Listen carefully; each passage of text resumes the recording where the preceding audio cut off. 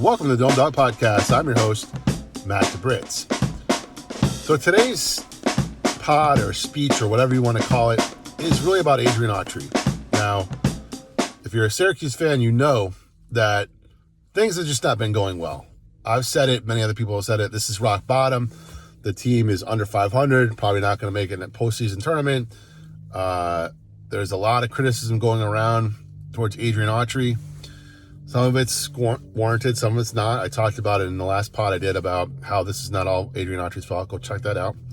But I want to talk about resilience and what it takes to be a resilient person in this sense, because this story is going to be a little obscure, a little out there, because only people that watched Syracuse in the 90s or were at the game or were around Syracuse at the time will probably even know about this, because there's really no archival footage. All I could find is a box score, and I'm using my memory because I've asked a couple people for some help, but I haven't gotten it back. I haven't gotten anything back yet, so I'm just going to do what I know. So Adrian Autry, point guard out of Harlem, it goes to Syracuse. He had some really good games. He had some bad games, but this game was a game that he had where he showed resilience. And as I said, it's obscure. Back in the day, Syracuse had a thing called the Carrier Classic, in which they would have two games in like 2 nights, and they would usually bring a cupcake team in to beat pretty badly in the first night. And the second night, the next game would be a little more competitive, but usually Syracuse would pull away, and it's usually easy games. One of the best teams I think I saw them beat in the Carrier Classic was Temple and Mark Macon. That's a story for another time. But in this case, Syracuse played Eastern Kentucky in their first game and only won by 6. So that was surprising. And the next night, they were going to play St. Joseph's out of Philadelphia. And St. Joseph's out of Philadelphia had Bernard Blunt. Bernard Blunt was a local product that went to Jamesville-Dewitt. And, this is pre all the internet days. This is all about the papers and stuff like that. And people talked about in the stands, I would hear of like, why didn't we get this guy? He's pretty good. And early in the game, he was kind of taking it to Syracuse and he was taking it to Autry. And there was this guy behind me that sat in my section. I was probably, 11 or 12 years old at the time.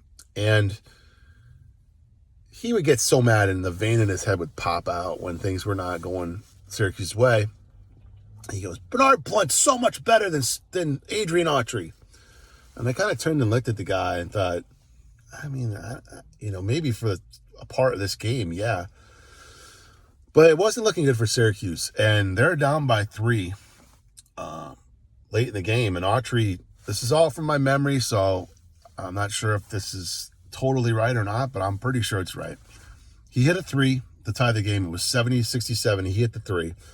It was 70-70 all. And then he either hit the game-winning layup or hit a couple foul shots to win the game. And I looked at the box score that I found, and he scored 21 points, and Bernard Blunt had 12. So obviously Blunt did other things. He was the point guard, but as far as outscoring him and outshining him, at the end of the day, Adrian Autry won the game. Now, people must say, well, what has to do with today and being the coach and all that stuff? What it has to do with today is I've seen the guy with his back against the wall as a player, and now his back is against the wall as a coach. And so the question is, what is he going to do now? People are highly critical of him, like I said, myself included. People are wondering, does he know what he's doing? Is he the right fit? Yada, yada, yada. Just like the guy in the stands back in the day saying he's not as good as Bernard Blunt. Well, he was better than Bernard Blunt in that game, and he won the game. So now it's time for Adrian Autry to show that he is a coach, a good coach. He can bounce back from this. He can bring Syracuse out of rock bottom. By playing North Carolina on Saturday, North Carolina is not what they used to be even a few years ago. They're a bubble team right now, but they're still better than Syracuse, and their program as a whole is better than Syracuse.